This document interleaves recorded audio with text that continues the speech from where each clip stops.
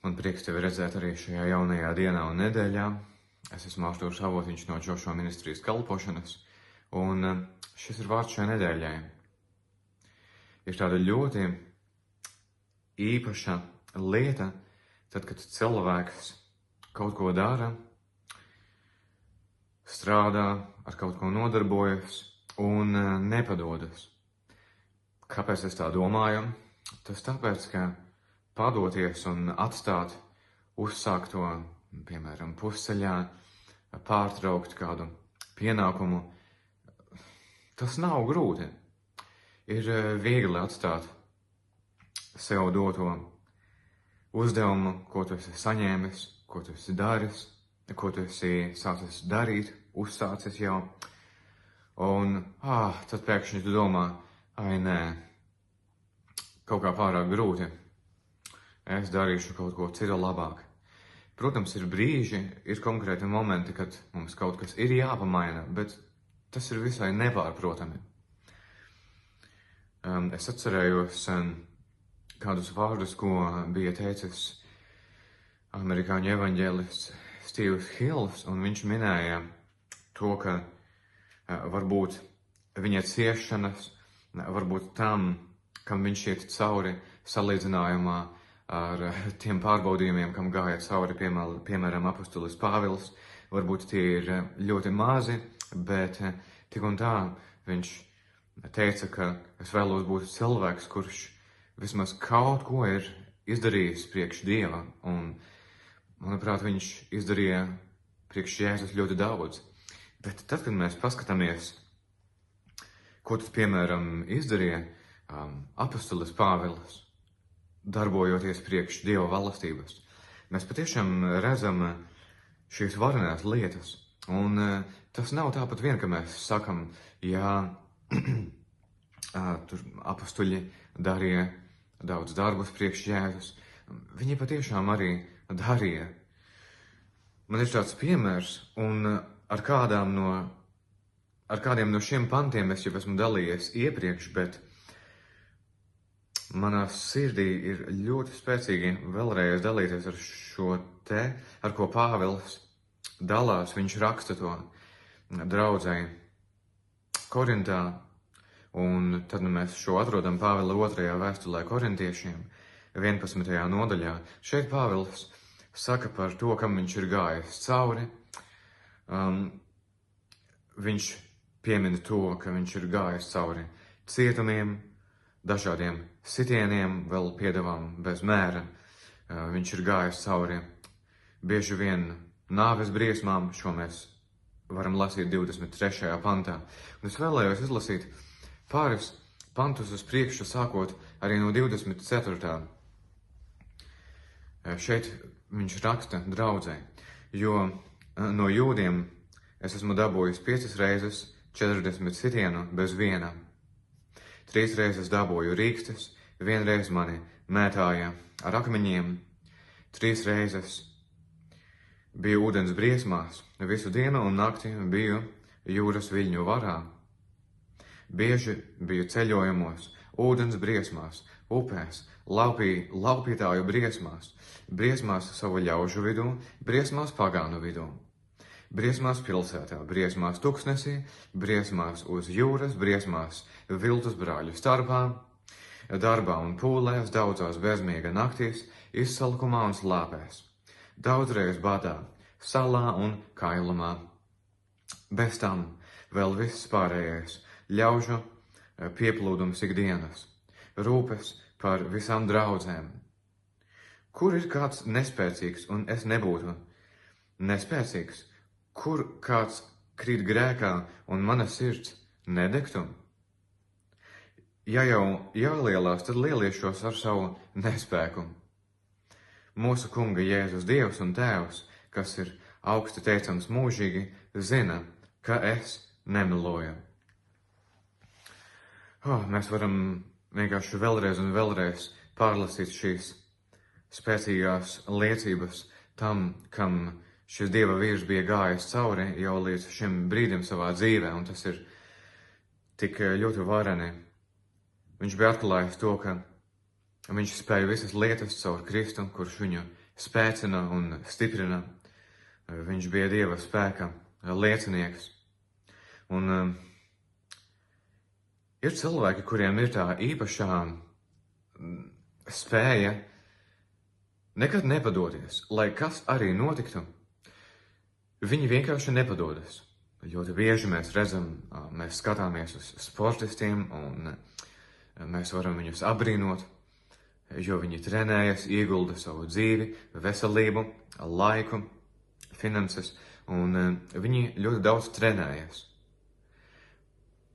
Bet vai nebūtu sportistam viegli teikt, tie treniņi, pārāk grūti, es darīšu kaut ko citu, labāk būšu, nezinu, jebkāda citā amata prātājs, ko tur, pārāk smagi kaut kā, es vairs nevaru, Protams, ka ir dažādi gadījumi, bet mēs redzam to, ka tie sportisti, kas patiešām arī sasnieguši augstus rezultātus, viņi vienkārši nav padevušies. Un šī ir ārkārtīgi varena īpašība, ko mēs varam trenēt arī mūsu pašu raksturā, nepadošanās. Es esmu dalījies arī iepriekš citos video par pastāvību Kristu un par sakņošanos viņā, Dieva spēkā un tam līdzīgi. Un noteikti esmu minējis šos vārdus nepadošanās, bet es tad to minu vēlreiz arī šajā reizē, jo tajā ir tik liela nozīme un spēks. Tad, kad kāds nepadodas mācībās, studijās, kādu dienu viņš piedzīvos savu izlaidumu un to, ka viņa rokās būs diploms. Un tā tas ir ar jebkādiem arī mazākiem darbiem.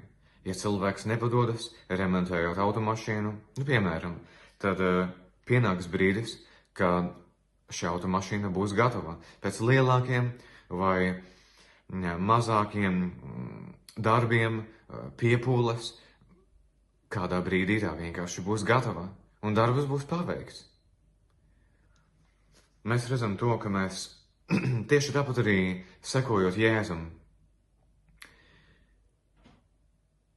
ir viegli ļauties domām, kuras mums saka, paskaties, taču ir tik grūti būt sabiedrībā kristietim, liecies taču mierā, beidz, ko tu, gan jau tu tāpat tiksi debesīs, varbūt taču nekas jau tāpat nebūs, būs jau labi. Šādas domas var nākt, bet tās tevi var aizvest beigu beigās tik un tā uz padošanos, uz pilnīgu lietu un darbu atstāšanu.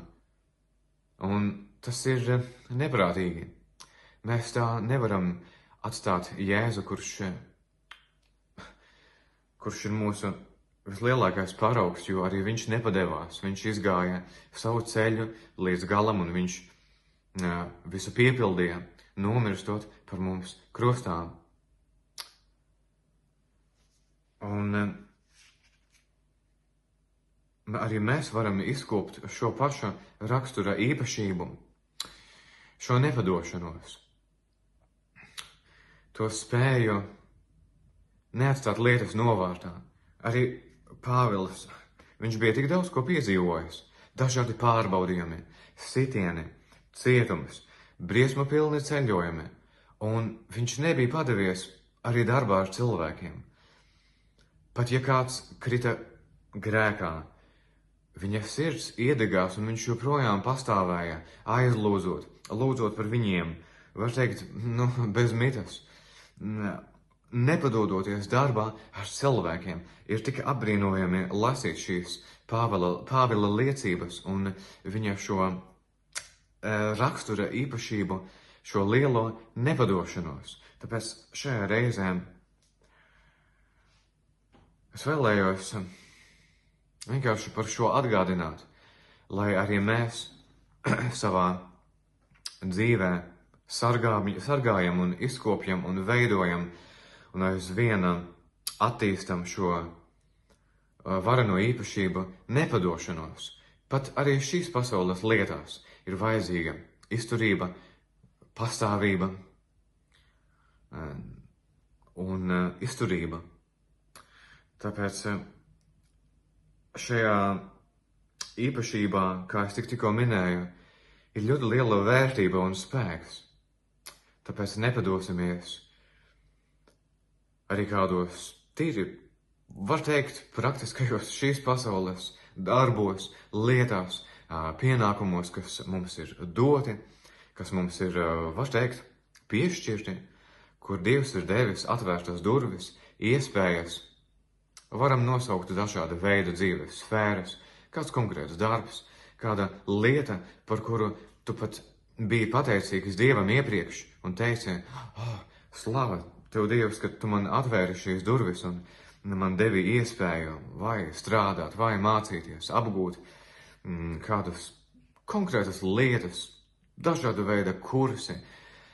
Mēs varam nosaukt tik dažādas lietas, bet tu vienkārši zināji, ka šīs ir atvērtās durvis un atvērtā iespēja, un tā nav nākusi tā ne no kurienes, tā no zila gaisa, bet nē, šis bija kaut kas īpašs, un tad zini to, ka tas ir bijis nācis no debesu Tēva.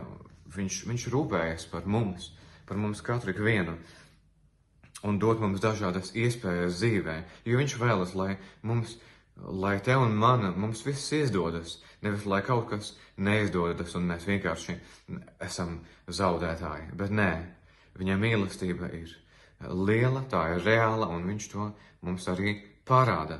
Tāpēc atgādināsim sev šajā reizē, skatoties uz Jēzus piemēru, uz šo te konkrēto piemēru no apustuļa Pāvila dzīves, par viņa spēju nepadoties jebkādos apstākļos, zem kāda veida spiediena, jebkāda veida briesmās. Lai kas arī notiktu, viņš nepadevās. Viņš paļāvās uz Dieva spēku. Un darīsim tieši tāpat, arī mēs paļausimies uz debesu Tēvu un uz viņa vareno spēku, ko viņš mums dāvā un dod. Tāpēc esi spēcināts, stiprināts un piepildīts ar drosmi, ar jaunu iedvesmu nepadoties. Dažāda veida šīs dzīves sfērās un lietās, un, protams, pāri visam darbā priekš Dieva valstības.